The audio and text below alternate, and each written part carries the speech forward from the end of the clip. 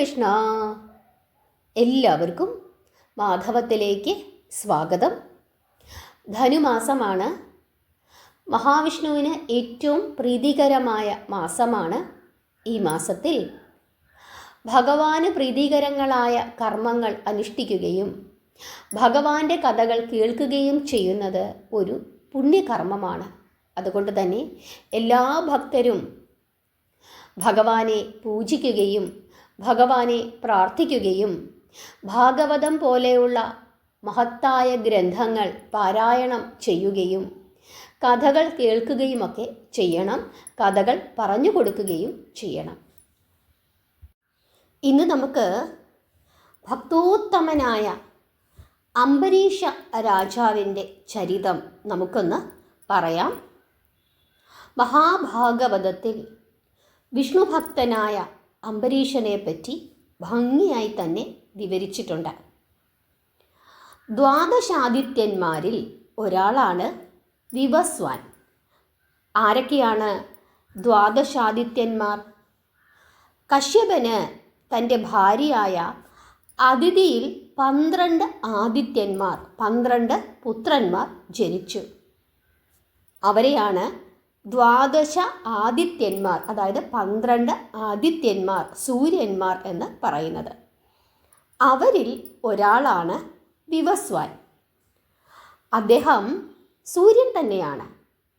ആ വിവസ്വാൻ്റെ പുത്രനാണ് മനു. ആ മനുവിനെ വിവസ്വാൻ്റെ പുത്രനായതുകൊണ്ട് വൈവസ്വത മനു എന്ന് വിളിച്ചു. ആ മനുവിൻ്റെ സന്തതി പരമ്പരയാണ് സൂര്യവംശം. ആദ്യം സ്വയംഭുവ മനു എന്ന ഒരു മനു ഉണ്ടായതുകൊണ്ടാണ് പിന്നീട് വന്ന ഈ മനുവിന് വൈവസ്വത മനു എന്ന് പേരു നൽകിയത്. സ്വയംഭുവ മനുവിനെ പറ്റി നമ്മൾ പറഞ്ഞിരുന്നു. പ്രിയവ്രതനും ഉത്താനപാദനും ധ്രുവനും ഒക്കെ പഠിച്ച സമയത്ത് നമ്മൾ പറഞ്ഞു, ധ്രുവചരിതം പറഞ്ഞ സമയത്ത് പറഞ്ഞു, സന്തതി പരമ്പരകളെ സൃഷ്ടിക്കുന്നതിന് വേണ്ടി ബ്രഹ്മദേവൻ സൃഷ്ടിച്ച ആദ്യത്തെ മനുവാണ് സ്വയംഭുവ മനു. ഇവിടെ വൈവസ്വത മനു. ആ മനുവിൻ്റെ പൗത്രനാണ് നാഭകൻ. നാഭകൻ എന്ന ശ്രേഷ്ഠനായ മഹാരാജാവിൻ്റെ പുത്രനാണ് അംബരീഷൻ. ഒരു വലിയ മഹാരാജ്യത്തിൻ്റെ അധിപനായിരുന്നു, സൂര്യവംശ രാജാവായിരുന്നു അംബരീഷൻ. എങ്കിലും അദ്ദേഹത്തിന് ഈ ലൗകിക കാര്യങ്ങളിലൊന്നും തന്നെ യാതൊരു താല്പര്യവും ഉണ്ടായിരുന്നില്ല. ചക്രവർത്തി പദവിയും ഈ കുബേര പദവിയും ഒന്നും തന്നെ അദ്ദേഹത്തെ ഒട്ടും തന്നെ മോഹിപ്പിച്ചില്ല, അഹങ്കരിപ്പിച്ചതുമില്ല. വാസ്തവം പറഞ്ഞാൽ ഇതിനോടൊന്നും അദ്ദേഹത്തിന് യാതൊരു താല്പര്യവും ഉണ്ടായിരുന്നില്ല. ഉത്തമമായ രാജധർമ്മമനുസരിച്ചിട്ട് അംബരീഷൻ ജനക്ഷേമകരമായി തൻ്റെ രാജ്യം ഭരിച്ചു വരികയായിരുന്നു. എങ്കിലും അദ്ദേഹത്തിൻ്റെ മനസ്സിലെപ്പോഴും മഹാവിഷ്ണുവിൻ്റെ രൂപമായിരുന്നു. വിഷ്ണു പ്രീതികരങ്ങളായ പുണ്യകർമ്മങ്ങളും പുണ്യപൂജകളുമൊക്കെ അദ്ദേഹം എപ്പോഴും നടത്തി വന്നിരുന്നു. തന്മൂലം അദ്ദേഹത്തിനോട് വളരെയധികം പ്രീതനായ നാരായണൻ തൻ്റെ സുദർശന ചക്രത്തെ തന്നെ അദ്ദേഹത്തിൻ്റെ രക്ഷയ്ക്കായി നിയോഗിച്ചു. ഭഗവാന് ധാരാളം ഭക്തന്മാരുണ്ട്. പക്ഷേ അവർക്കാർക്കും അവരുടെ ആരുടെയും രക്ഷയ്ക്കായി ഭഗവാൻ തൻ്റെ ചക്രത്തെ നിയോഗിച്ചില്ല. അതിനൊരു കാരണമുണ്ട്. അതായത് അംബരീഷൻ രാജാവാണ്. രാജാവിന് സ്വാഭാവികമായും ശത്രുക്കളുണ്ടാകും. അങ്ങനെ ശത്രുക്കളിൽ നിന്നും രക്ഷ നേടുന്നതിനായിട്ടാണ് ഭഗവാൻ തൻ്റെ ചക്രായുധത്തെ നിയോഗിച്ചത്. പക്ഷേ ചക്രപാണിയുടെ ചക്രായുധം തൻ്റെ രക്ഷയ്ക്കായി ഉണ്ട് എന്നുള്ള ഒരു ബോധം പോലും അംബരീഷന് ഉണ്ടായിരുന്നില്ല. അദ്ദേഹം അതിലൊട്ടും അഹങ്കരിച്ചിരുന്നതും ഇല്ല. അങ്ങനെ ഇരിക്കുന്ന ആ കാലഘട്ടത്തിൽ ആ രാജാവ് തൻ്റെ ധർമ്മപത്നിയും ഒരുമിച്ച് യമുനാ നദിയുടെ തീരത്തുള്ള മധുവനത്തിൽ വെച്ച് ശ്രേഷ്ഠമായ ഒരു വ്രതം അനുഷ്ഠിച്ചുകൊണ്ട് വിഷ്ണു പൂജ നടത്തുകയും അതിൻ്റെ സമാപനത്തിൽ ഉത്തമന്മാരായ ബ്രാഹ്മണർക്കും സാധുക്കൾക്കും 60 കോടി പശുക്കളെ ദാനം ചെയ്യുകയും ചെയ്തു. അതോടുകൂടി ആ രാജാവിൻ്റെ സുകൃതം കീർത്തി ലോകമെങ്ങും വ്യാപിച്ചു. അങ്ങനെ ആ പൂജയെ തുടർന്ന് പരമഭക്തനായ ആ രാജാവ് 1 വർഷക്കാലം മഹാവിഷ്ണുവിന് ഏറ്റവും ഇഷ്ടമുള്ള ഏകാദശി വ്രതം വിധിപ്രകാരം അനുഷ്ഠിക്കുവാൻ തീരുമാനിക്കുന്നു. അങ്ങനെ ഏകാദശി വ്രതം അനുഷ്ഠിക്കുവാൻ തുടങ്ങി. എല്ലാ ഏകാദശി ദിവസവും ഉപവസിക്കുകയും രാത്രികാലങ്ങളിൽ ഉറങ്ങാതെ ഇരുന്ന് ഹരിനാമം ജപിക്കുകയും ചെയ്തുകൊണ്ടിരുന്നു. കൃത്യസമയത്ത് തന്നെ ഏകാദശി വ്രതം പാരണ വീടി അവസാനിപ്പിക്കുകയും ചെയ്തു. അങ്ങനെ ത്യാഗമനോഭാവത്തോടു കൂടിയും ഭക്തിയോടു കൂടിയും 1 മാസത്തിൽ 2 ദിവസം പൂർണ്ണ ഉപവാസം അനുഷ്ഠിക്കുവാൻ അദ്ദേഹം തീരുമാനിക്കുകയും അങ്ങനെ തന്നെ അദ്ദേഹം ചെയ്തുകൊണ്ട് പോവുകയും തൻ്റെ ഈ പൂജ, ഈ അർപ്പണ മനോഭാവം ലോകത്തിന് ബോധ്യപ്പെടുത്തി കൊടുക്കുകയും ചെയ്തു. തൻ്റെ സ്വന്തം പ്രവൃത്തിയിലൂടെ ഈ ലോകത്തെ അത് പഠിപ്പിച്ചു. അങ്ങനെ അദ്ദേഹം ഏറ്റവും ഉത്കൃഷ്ടമായ ഈ പുണ്യകർമ്മങ്ങൾ അനുഷ്ഠിച്ച് തൻ്റെ രാജ്യം ഭരിച്ചുകൊണ്ട് പോകുന്ന ആ വിവരം, അതായത് അംബരീഷൻ്റെ കഥ ഇന്ദ്രൻ, ദേവരാജാവായ ഇന്ദ്രൻ അറിയുകയും പതുപോലെ ഇന്ദ്രന് അസൂയ ഉണ്ടാവുകയും ചെയ്തു. തൻ്റെ സ്ഥാനം നഷ്ടപ്പെടുമോ എന്നുള്ള ഒരു തോന്നൽ ഇന്ദ്രന് ഉണ്ടാവുകയും എങ്ങനെയെങ്കിലും അംബരീഷനെ ഈ നിഷ്ഠയിൽ നിന്ന് ഒഴിവാക്കണം, അംബരീഷനെ നശിപ്പിക്കണം എന്നുള്ള ഒരു തോന്നൽ ഇന്ദ്രന് ഉണ്ടാവുകയും ചെയ്തു. മഹാവിഷ്ണുവിന് തൻ്റെ ഭക്തരോട് അത്യധികമായ പ്രീതിയും വാത്സല്യവും ഉള്ളതുകൊണ്ട് ഒരുപക്ഷെ അംബരീഷൻ ചോദിച്ചാൽ ദേവലോകത്തിൻ്റെ ആധിപത്യം പോലും ഭഗവാൻ കൊടുത്തു എന്ന് വരാം. അങ്ങനെ വന്നാൽ തൻ്റെ സ്ഥാനം നഷ്ടപ്പെടും. ആ സ്ഥിതിക്ക് അംബരീഷൻ ആരംഭിച്ചിരിക്കുന്ന ഈ 1 വർഷക്കാലം നീണ്ടു നിൽക്കുന്ന ഏകാദശി വ്രതം പൂർത്തിയാക്കരുത്. അങ്ങനെ പൂർത്തിയായാൽ തൻ്റെ സ്ഥാനം ഒരുപക്ഷെ നഷ്ടപ്പെടും. ഇങ്ങനെയൊക്കെ ചിന്തിച്ചു മണ്ടനായ ദേവേന്ദ്രൻ. അംബരീഷൻ്റെ ഏകാദശി വ്രതം യാതൊരു തടസ്സവും കൂടാതെ അങ്ങനെ നടന്ന് പൊയ്ക്കൊണ്ടിരിക്കുകയാണ്. അതോടൊപ്പം ഇന്ദ്രൻ്റെ ഭയവും വർദ്ധിച്ചുകൊണ്ട് വന്നു. അംബരീഷൻ്റെ വ്രതത്തിന് ഭംഗം വരുത്തുന്നതിന് എന്താണൊരു മാർഗം എന്ന് ഇന്ദ്രൻ ആലോചിക്കുന്നു. ഇന്ദ്രൻ്റെ മനസ്സറിഞ്ഞ് നാരദമുനി ഉപദേശിക്കുകയാണ്, ദേവലോകാധിപ, അംബരീഷൻ്റെ വ്രതത്തിന് ഭംഗം വരുത്തണം എന്ന് ചിന്തിക്കുന്നത് തന്നെ തെറ്റാണ്. അദ്ദേഹം ശ്രേഷ്ഠനായ ഒരു വിഷ്ണു ഭക്തനാണ്. ഇങ്ങനെ നാരദൻ ഇന്ദ്രനെ ഉപദേശിക്കുന്നു. പക്ഷേ ഇന്ദ്രൻ അതൊന്നും വകവച്ചില്ല. അദ്ദേഹം ഉടൻ തന്നെ അത്രിപുത്രനായ ദുർവാസാവ് മഹർഷിയെ ചെന്നു കണ്ട് തൻ്റെ സങ്കടങ്ങളെല്ലാം പറയുകയും ഏതു വിധത്തിലെങ്കിലും അംബരീഷൻ്റെ യാഗത്തിന്, അദ്ദേഹത്തിൻ്റെ വ്രതത്തിന് ഭംഗം വരുത്തണമെന്ന് അപേക്ഷിക്കുകയും ചെയ്തു. ആരോട് പിണങ്ങുന്നുവോ അവൻ്റെ പുണ്യത്തിൻ്റെയോ തപോബലത്തിൻ്റെയോ പകുതി തനിക്ക് ലഭിക്കും എന്ന് ദുർവാസാവിന് മഹാദേവൻ വരം നൽകിയിട്ടുണ്ട്. അതുകൊണ്ട് തന്നെ എന്തെങ്കിലും ഒരു കാരണമുണ്ടാക്കി എല്ലാവരോടും പിണങ്ങുക ഈ ദുർവാസാവ് മഹർഷിയുടെ ഒരു ശീലവുമാണ്. അദ്ദേഹം ഇന്ദ്രനെ സമാധാനപ്പെടുത്തുന്നു. ഇന്ദ്ര, അങ്ങ് സമാധാനിച്ച് ഇരുന്നാലും അംബരീഷൻ്റെ ഏകാദശി വ്രതം ഞാൻ എങ്ങനെയെങ്കിലും മുടക്കിത്തരാം, അതിനുള്ള മാർഗമൊക്കെ എൻ്റെ കയ്യിലുണ്ട് എന്ന് ദുർവാസാവ് ഇന്ദ്രനോട് പറയുന്നു. ഇന്ദ്രന് വലിയ സന്തോഷമായി. അദ്ദേഹം മുനിയെ പൂജിച്ച് സൽക്കരിച്ച് ഭക്തി പുരസ്സരം യാത്രയാക്കുകയും ചെയ്തു. അങ്ങനെ കാർത്തിക മാസത്തിലെ ഏകാദശി കഴിഞ്ഞ് പിറ്റേ ദിവസം പാരണ വീടുന്ന ആ സമയമായപ്പോഴേക്കും അത്രി മഹർഷിയുടെ പുത്രനായ ദുർവാസാവ് അംബരീഷൻ്റെ അടുക്കലേക്ക് എത്തിച്ചേരുന്നു. മുനിയെ കണ്ടു. അംബരീഷന് വളരെയധികം സന്തോഷമായി. മുനിയെ പൂജിച്ചു സൽക്കരിച്ചു. എന്നിട്ട് പറഞ്ഞു, ഞാൻ ഏകാദശി വ്രതത്തിലാണ്, പാരണ വീടേണ്ടുന്ന സമയമായി, അങ്ങ് പെട്ടെന്ന് തന്നെ പോയി കുളിച്ചിട്ട് വന്നാലും നമുക്ക് രണ്ടുപേർക്കും കൂടി പാരണ വീടി നൈവേദ്യം സ്വീകരിക്കാം, അതിനുശേഷം നമുക്കെല്ലാവർക്കും കൂടി ഭക്ഷണം കഴിക്കാം, അങ്ങ് എത്രയും പെട്ടെന്ന് കുളിച്ചിട്ട് വരൂ എന്ന് അംബരീഷൻ ദുർവാസാവിനോട് പറയുന്നു. ഉടൻ തന്നെ ശരി അങ്ങനെയാകട്ടെ എന്ന് പറഞ്ഞിട്ട് ദുർവാസാവ് കുളിക്കുവാനായിട്ട് പോയി. പക്ഷേ പാരണ വീടേണ്ടുന്ന സമയം കഴിയാറായിട്ടും ദുർവാസാവ് മടങ്ങി വന്നില്ല. പാരണ വീടേണ്ടുന്ന സമയം തീരാറാകുന്നു. ഇനിയും മഹർഷിയെ കാത്തിരുന്നു കഴിഞ്ഞാൽ പാരണ കൃത്യസമയത്തു തന്നെ വീടാൻ സാധിക്കുകയില്ല എന്ന് ചിന്തിച്ച് അംബരീഷൻ മുനിയെ കൂടാതെ പാരണ വീടി ഒരു തുളസി ഇലയുടെ പുറത്ത് എത്ര തീർത്ഥമിരിക്കുന്നുവോ അത്രയും തീർത്ഥം സേവിച്ച് തൻ്റെ വ്രതം അവസാനിപ്പിച്ചു. എന്നിട്ട് മുനിയെ കാത്തിരുന്നു.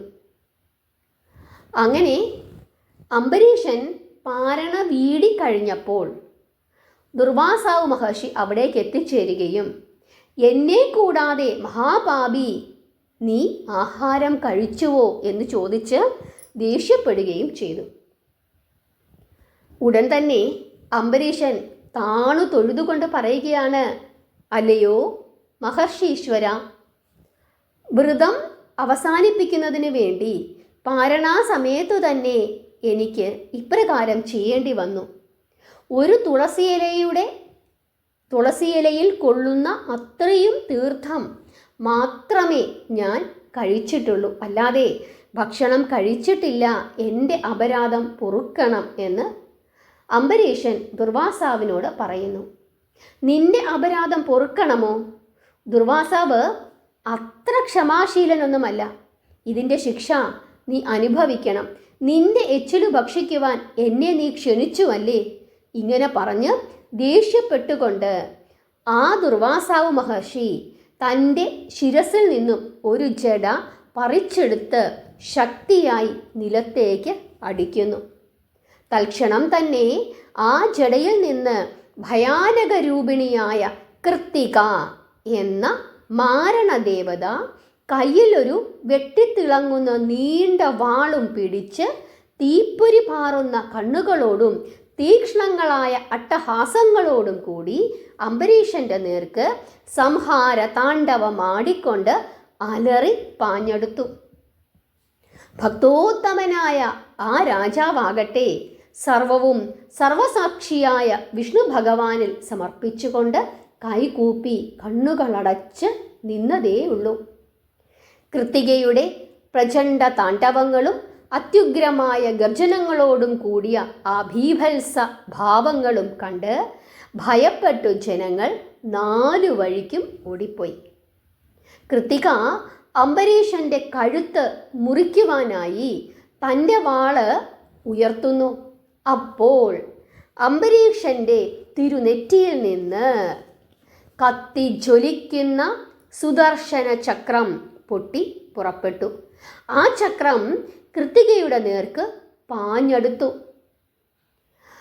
ചക്രായുധമായ സുദർശനത്തിൻ്റെ അഗ്നിജ്വാലയിൽ കൃത്തിക ആ നിമിഷം തന്നെ കത്തിയെരിഞ്ഞ് ചാമ്പലായിപ്പോയി. തുടർന്ന് സുദർശന ചക്രം ദുർവാസാവിൻ്റെ നേർക്ക് പാഞ്ഞു വന്നു. ഭയപ്പെട്ടു മുനീന്ദ്രൻ. ആത്മരക്ഷാർത്ഥം ഓടിത്തുടങ്ങി. പുറകെ ചക്രവും.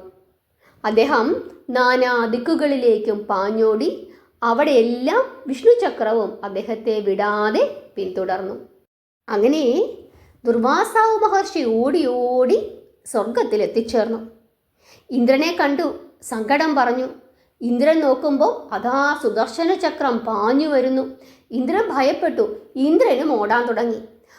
ആ സമയം നാരദര് അവിടേക്ക് എത്തിച്ചേർന്നു. നാരദൻ അവർ രണ്ടുപേരെയും കളിയാക്കി, അല്ലയോ മഹേന്ദ്ര, അംബരീഷൻ്റെ വ്രതം മുടക്കാൻ പോയിട്ട് നിങ്ങൾ രണ്ടുപേരും ഇപ്പോൾ ഓടുകയാണോ? നിൽക്കട്ടെ, ഞാനൊന്ന് ചോദിക്കട്ടെ എന്നൊക്കെ പറഞ്ഞ് കളിയാക്കുന്നു. അത് കേട്ട് ഇന്ദ്രൻ ഒരു വഴിക്കും ദുർവാസാവ് മറ്റൊരു വഴിക്കും ഓടിപ്പോയി. സുദർശന ചക്രം അത്രിപുത്രനായ ദുർവാസാവിനെ വിടാതെ പിന്നെയും പിന്നാലെ പാഞ്ഞെടുത്തു. അങ്ങനെ ദേവലോകത്തു നിന്നും ഓടി ഓടി ദുർവാസാവ് ബ്രഹ്മലോകത്തിൽ എത്തിച്ചേർന്നു. ബ്രഹ്മാവിനെ കണ്ട് രക്ഷിക്കണമെന്ന് പറഞ്ഞു. ബ്രഹ്മാവ് പറഞ്ഞു, പറ്റില്ല, എനിക്ക് രക്ഷിക്കുവാൻ സാധിക്കുകയില്ല എന്ന് പറഞ്ഞ് കൈയൊഴിഞ്ഞു. അതോടുകൂടി സത്യലോകത്തു നിന്നും ദുർവാസാവ് നേരെ കൈലാസത്തിലേക്ക് പോയി. കൈലാസത്തിൽ മഹേശ്വരനെ ചെന്നു കണ്ടു. മഹേശ്വരൻ പിതാവാണ്. മൃത്യുഞ്ജയന് ദേഷ്യമാണ് തോന്നിയത്. ദുഷ്ട, ലോകത്തിൽ ധർമ്മം നിലനിർത്തുവാനുള്ളവരാണ് മഹർഷിമാർ. അതിനു പകരം നീ അസുരന്മാരെ പോലെ അധർമ്മം ചെയ്യുവാൻ നടക്കുന്നു അല്ലേ?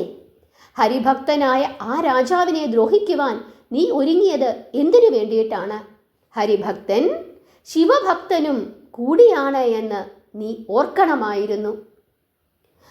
എന്നാലും ശ്രീഹരിയുടെ ചക്രം തടുക്കുവാൻ ഞാൻ ശക്തനല്ല. നീ വൈകുണ്ഠത്തിൽ പോയി മഹാവിഷ്ണുവിനോട് തന്നെ സങ്കടം പറയൂ എന്ന് മഹേശ്വരൻ വഴക്കു പറഞ്ഞ് വിടുകയും ചെയ്തു.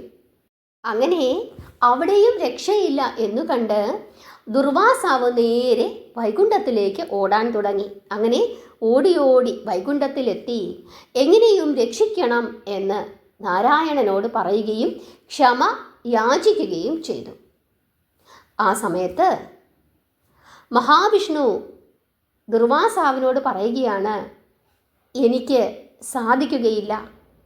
ഈ ചക്രം അയച്ചത് ഞാനല്ല, എൻ്റെ ഭക്തനായ അംബരീഷനാണ്.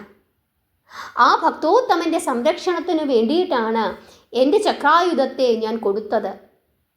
ആ ചക്രായുധത്തെ തിരിച്ച് ഉപസംഹരിക്കുവാൻ എനിക്ക് സാധിക്കുകയില്ല. ഞാൻ ഭക്തന്മാർക്ക് ദാസനാണ്. അവർക്ക് വേണ്ടി ഞാൻ എന്തും ചെയ്യും. അവരുടെ കണ്ണുനീർ എൻ്റെ തീർത്ഥജലമാണ്. അവരുടെ ഹൃദയം എൻ്റെ പുണ്യക്ഷേത്രമാണ്. അവരുടെ വാക്കുകൾ എൻ്റെ വേദമാണ്. അവരുടെ ശത്രു എൻ്റെയും ശത്രുവാണ്. അതുകൊണ്ട് അല്ലയോ മഹർഷി, അങ്ങ് ഇവിടെ നിൽക്കേണ്ട ആവശ്യമില്ല. പോയി ആ ഭക്തോത്തമൻ്റെ പാദങ്ങളിൽ പ്രണാമം ചെയ്ത് ക്ഷമയാചിക്കുക, അഭയം അപേക്ഷിക്കുക. ഭക്തോത്തമനായ ആ പുണ്യവാൻ അങ്ങയുടെ അപരാധം ക്ഷമിക്കും. എൻ്റെ ചക്രം ഉപസംഹരിക്കുവാൻ ആ ഭക്തന് മാത്രമേ സാധിക്കുകയുള്ളൂ എന്ന് വൈകുണ്ഠനാഥൻ പറയുന്നു. അങ്ങനെ ഭഗവാന്റെ തിരുസന്നിധിയിലും തനിക്ക് രക്ഷയില്ല എന്നറിഞ്ഞ ദുർവാസാവ് തളർന്ന് പരവശനായി ഓടിയോടി അയോധ്യയിൽ എത്തിച്ചേർന്നു. അംബരീഷന്റെ പാദങ്ങളിൽ വീണ് സർവ അപരാധങ്ങളും പുറത്തു രക്ഷിക്കണമേ, വിഷ്ണുചക്രം ഉപസംഹരിക്കണമേ എന്ന് കേണ് അപേക്ഷിക്കുന്നു. അപ്പോൾ അംബരീഷൻ ഭക്തിയോടുകൂടി ദുർവാസാവ് മഹർഷിയെ പിടിച്ച് എഴുന്നേൽപ്പിക്കുന്നു. അദ്ദേഹത്തിൻ്റെ ശരീരത്തിലുണ്ടായിരുന്ന അഴുക്കുകളും വിയർപ്പുകളുമെല്ലാം തൻ്റെ വസ്ത്രം കൊണ്ട് അദ്ദേഹം തുടയ്ക്കുന്നു. അതിനുശേഷം അദ്ദേഹത്തെ വന്ദിച്ചുകൊണ്ട് ചോദിക്കുകയാണ്, അല്ലയോ മഹർഷി, ഞാൻ എന്തു ക്ഷമിക്കുവാനാണ്? വരബലം കൊണ്ട് എന്തും സാധിക്കുവാൻ കഴിവുള്ള അവിടുത്തോട് ഞാനല്ലേ മാപ്പ് അപേക്ഷിക്കേണ്ടത്? എല്ലാം സച്ചിദാനന്ദ സ്വരൂപനായ ശ്രീഹരിയുടെ വൈഭവം മാത്രമാണ് എന്ന് അങ്ങ് അറിഞ്ഞാലും എന്ന് പറയുന്നു. അപ്പോഴേക്കും സുദർശന ചക്രം അവരുടെ അടുക്കലേക്ക് എത്തിക്കഴിഞ്ഞിരുന്നു. അംബരീഷൻ സുദർശന ചക്രത്തെ ഒന്ന് നോക്കുന്നു. ഉടൻ തന്നെ സുദർശന ചക്രം അംബരീഷൻ്റെ നെറ്റിയിൽ വന്ന് വിലയം പ്രാപിക്കുകയും അങ്ങനെ അപ്രത്യക്ഷമാവുകയും ചെയ്യുന്നു. സുദർശന ചക്രത്തിൻ്റെ പിടിയിൽപ്പെട്ട് മഹർഷി ഓടാൻ തുടങ്ങിയിട്ട് 1 വർഷം കഴിഞ്ഞിരുന്നു. ഈ കാലം അത്രയും അംബരീഷൻ ഭക്ഷണം കഴിക്കാതെ മഹർഷിയെ പ്രതീക്ഷിച്ചുകൊണ്ട് അവിടെ ഇരിക്കുകയായിരുന്നു. മഹർഷിയെ ഊട്ടാതെ താൻ ഭക്ഷണം കഴിക്കുകയില്ല എന്ന് അദ്ദേഹം ശപഥം ചെയ്തിരുന്നു. അതനുസരിച്ചിട്ട് ഗംഗാതീർത്ഥത്തിൽ ആ മഹർഷിയെ സ്നാനം ചെയ്യിപ്പിച്ച് ഹൃദ്യമായ ഭക്ഷണം നൽകി സന്തോഷിപ്പിച്ചതിനു ശേഷം അംബരീഷനും ഭക്ഷണം കഴിച്ചു. അതിനുശേഷം അദ്ദേഹത്തിനോടുള്ള ബഹുമാനാർത്ഥം രാജാവ് പരിവാരസമേതം വലിയ ആഘോഷത്തോടു കൂടി ദുർവാസാവ് മഹർഷിയെ അയോധ്യയുടെ ഗോപുരത്തിന് സമീപം വരെ അനുഗമിച്ച് അദ്ദേഹത്തെ യാത്രയാക്കുകയും ചെയ്തു. താൻ ദ്രോഹിച്ചിട്ടും അതേക്കുറിച്ച് യാതൊരു വൈരാഗ്യവുമില്ലാതെ എല്ലാ ബഹുമാനങ്ങളും ഭക്തിയും കാണിച്ച ആ പുണ്യപുരുഷന് മോക്ഷപ്രദങ്ങളായ സർവ ഐശ്വര്യങ്ങളും സിദ്ധിക്കട്ടെ എന്ന് ആ മഹർഷി അനുഗ്രഹിക്കുകയും ചെയ്തു. അംബരീഷൻ പിന്നീട് തൻ്റെ സംവത്സര ഏകാദശി വ്രതം ഉത്തരോത്തരം ഭക്തിയോടുകൂടി നോറ്റ് അവസാനിപ്പിക്കുന്നു. ഒടുവിൽ കാലം കുറേ കഴിഞ്ഞ് അദ്ദേഹത്തിന് പ്രായമായപ്പോൾ ലൗകികങ്ങളായ ബന്ധനങ്ങളും വെടിഞ്ഞ് ആ ഭക്തൻ വിഷ്ണുലോകം പൂകി സായുജ്യം അടയുകയും ചെയ്തു. ഹരേ കൃഷ്ണ. ഒരുവൻ്റെ ഏറ്റവും വലിയ ശത്രു അവനിൽ കുടികൊള്ളുന്ന അഹങ്കാരമാണ്. ദേവരാജാവായ ദേവേന്ദ്രനെ പോലും അഹങ്കാരം അധപ്പതിപ്പിച്ചു. ഇന്ദ്രൻ്റെ അഹങ്കാരത്തെക്കുറിച്ച് ഇതിലും മനോഹരമായ മറ്റൊരു വിവരണം എങ്ങുമില്ല എന്ന് വേണമെങ്കിൽ നമുക്ക് പറയാം. അഹങ്കാരം എത്ര വലിയവനെയും നശിപ്പിക്കും എന്നുള്ളതിൻ്റെ ഏറ്റവും ഉത്തമമായ ഒരു കഥയാണ് അംബരീഷ ചരിതം. എല്ലാവർക്കും ഈ കഥ മനസ്സിലായി. ഈ കഥയിലൂടെ ഭഗവാൻ നമ്മളെ എന്താണ് പഠിപ്പിക്കുന്നത് എന്നുള്ള കാര്യമെല്ലാം നിങ്ങൾക്ക് മനസ്സിലായി എന്ന് വിശ്വസിക്കുന്നു. ഭഗവാന്റെ ഭക്തരായിരിക്കുക, ഭഗവാന്റെ ദാസരായിരിക്കുക. നമ്മൾ ചെയ്യുന്ന എല്ലാ കർമ്മങ്ങളും യജ്ഞരൂപത്തിൽ ചെയ്യുക. അതായത് ഭഗവാന് വേണ്ടിയിട്ടാണ് നമ്മൾ എല്ലാ കർമ്മങ്ങളും അനുഷ്ഠിക്കുന്നത് എന്ന് ചിന്തിച്ചു ചെയ്തു കഴിഞ്ഞാൽ അഹങ്കാരം നമ്മുടെ മനസ്സിലുണ്ടാവുകയില്ല. എല്ലാ കർമ്മങ്ങളും ശുദ്ധിയോടുകൂടി ഭക്തിയോടുകൂടി ചെയ്യാനായി നമ്മൾ ശ്രദ്ധിക്കുകയും ചെയ്യും. എല്ലാവർക്കും മനസ്സിലായി എന്ന് വിശ്വസിക്കുന്നു. നാമം ജപിക്കുക. കലിയുഗത്തിൽ നാമജപത്തോളം പ്രാധാന്യം മറ്റൊന്നിനുമില്ല എന്ന് അറിയുക. ഈ ധനുമാസത്തിൽ മഹാവിഷ്ണുവിന് പ്രീതികരങ്ങളായ കർമ്മങ്ങൾ അനുഷ്ഠിച്ചുകൊണ്ട് ഭഗവാന്റെ കഥകൾ പറഞ്ഞും കേട്ടും നാമം ജപിച്ചുമൊക്കെ മുമ്പോട്ട് പോവുക. എല്ലാവരെയും ഭഗവാൻ അനുഗ്രഹിക്കട്ടെ. ഹരേ കൃഷ്ണ.